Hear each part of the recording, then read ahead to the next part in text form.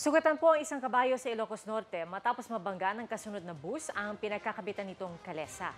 Kaya ang isang grupo may panawagan kagnay sa mga kabayo sa kalsada. Nakatutok si Von Aquino.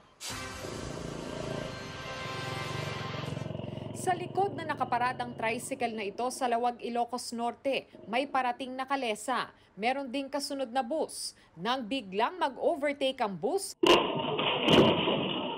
nabangga nito ang kalesa. Napaluhod at napahiga na ang kabayo. Sinusubukan niyang tumayo pero pahirapan. Nakatayo naman ang kabayo sa tulong ng ilang kalalakihan. Ayon sa mga residente, nagtamo ng konting sugat sa paa ang kabayo. Nagkaayos naman daw ang kutsero at bus liner. Sinusubukan pa naming kunin ang panig ng bus company. Ayon sa Animal Kingdom Foundation, isa raw itong paalala na kailangan ng tignan ng lokal na pamahalaan ang pagtanggal sa mga kabayo sa mga kalsada. Hindi raw mechanical objects sa mga kabayo at posibleng pinupwersa silang magtrabaho ng higit sa 9 na oras. Ang iba naman iniiwan daw exposed sa init at ulan at walang maayos na holding areas para sa kanila. Sila po ay may buhay, may pakiramdam.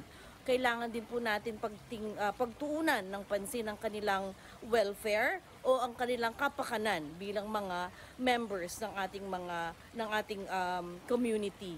Posible rin daw na ikamatay ng mga kabayo kapag sila'y nasaktan o nagkaroon ng injury sa paa.